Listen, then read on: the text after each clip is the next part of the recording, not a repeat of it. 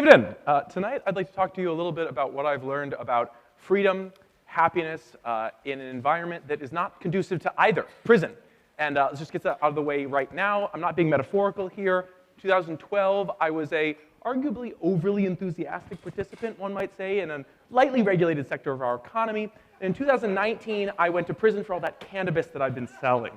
So let's talk about, given that prison is very alien experience to so many of us, let's talk about what it really is. Its defining quality is the removal of freedom, which I define as the ability to speak, act, and think as one wants with the minimum amount of hindrance or restraint.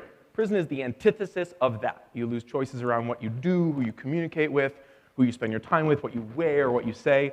And my experience was pretty reflective of that. I spent my time getting shuttled between county jails that was basically the nightmare version of a bus station, to maximum security prisons, to prison camps that had no fence and were 200 feet from a highway.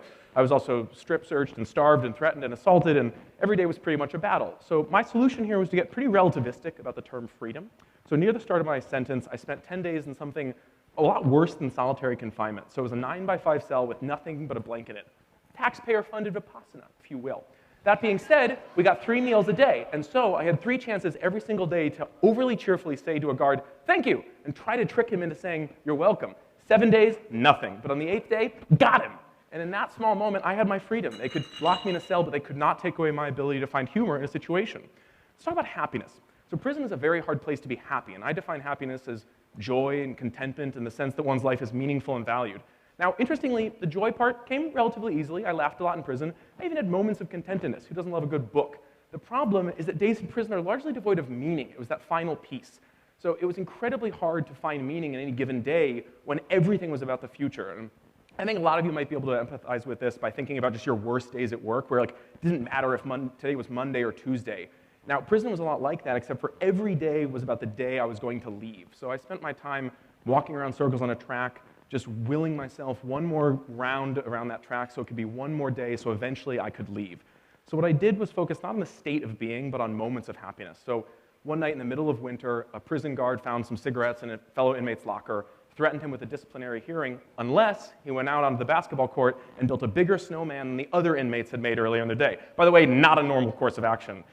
So he and myself and a few others went out onto a basketball court, and we made a big snowman for 30 minutes. And in that moment, I was able to find some happiness, not only because of the absurdity of it, because I got to see the stars for the first time in months, and I was helping out some friends. And so some lessons from all of this. First, I think that our capacity for happiness is really limited by our past experience of anguish. So my happiness at building a snowman with a bunch of other grown men was really only possible because I've been locked indoors for months on end. The happiness of a warm meal is really only deeply possible after 10 days of bologna sandwiches or more. And finally, I think the happiness of being a part of a community and of the goings-ons of the world around me is really only possible after being separated from it for years. And on a very much related note, I think that our capacity for suffering is really limited by our past experience of joy. So I think that my experience and the experiences that we all have are accentuated by the past joy that we have had. So in my experience in prison, it was made all the more worse by the fact that I'd had so much and lost so much. And I saw this in those around me as well. The youngest that were incarcerated, those that had experienced the least in life, really had the easiest time in their experience in prison because they had less perspective on the matter. And I think finally, our ability to find happiness and freedom and agency are possible in almost every moment of our lives. So prior to my incarceration, I intellectually knew, but could not emotionally internalize the reality that our reaction to stimuli is wildly more impactful to us than just the stimuli itself. That made sense, but it wasn't something that I live with every day, day in, day out.